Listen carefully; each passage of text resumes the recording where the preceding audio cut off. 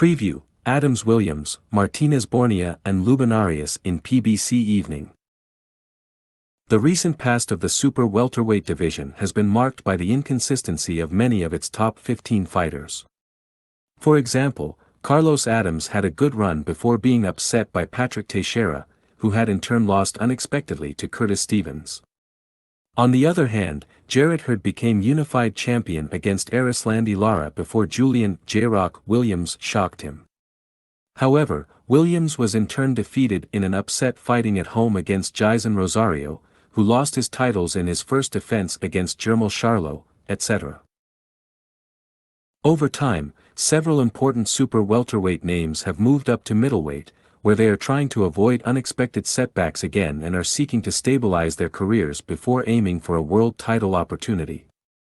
It is in this context that the aforementioned fighters Adams and Williams will clash for the WBC interim middleweight title this Saturday at the Armory in Minneapolis, United States.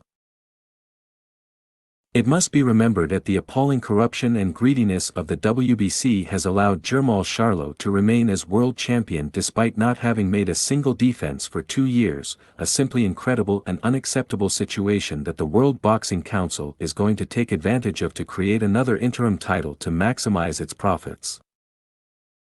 In the Adams-Williams matchup, the former is the betting favorite, since J-Rock is considered to be declining and has less power and worse chin than the Dominican.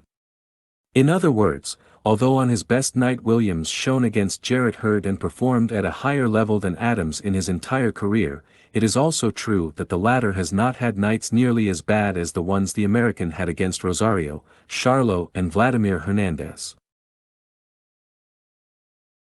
Thus, and taking into account that each time Williams' performance seems more irregular and that he has showed some signs of physical weakness, the general opinion is that the forceful Adams could generate decisive damage with his power punches if he does not hesitate and is aggressive and tenacious, while the local fighter will need to recover his best boxing to achieve a win that is not impossible but looks improbable on paper. A challenging defense. Also on the event, Argentine IBF super flyweight champion Fernando Daniel Martinez will face a Filipino boxer for the third time in a row, this time his opponent being the undefeated mandatory challenger Jade Bornea. After his 2 victories over the skilled Jerwin Nkajas, it is inevitable to consider that Martinez should be able to beat Bornea, who has less technical resources and less experience than his compatriot. However, while Martinez is the favorite, this looks like one of those tricky bouts where the undefeated challenger could exceed expectations relying on his will to win, his strength and his punch.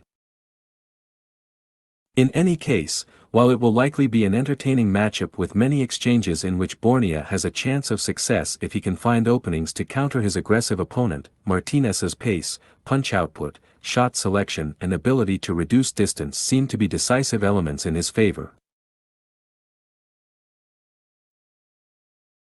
Although the above-mentioned bout will have a world belt at stake, the co-feature fight will be a duel between 2 very inconsistent super welterweights like Erickson Lubin and Luis Arias. Both boxers will step into the ring after more than a year of inactivity and after disparate performances and results, which makes the clash interesting for many. In any case, although it is a well-matched bout that will serve the winner to get an important opportunity, the majority think that both have shown too many flaws to be considered potential outstanding contenders at this point in their careers. These 3 fights will be broadcast in the United States by Showtime on Saturday from 9 p.m. Eastern Time 6 p.m. Pacific Time, 2 a.m. in the UK. Thanks for watching. More info, news and videos at our website.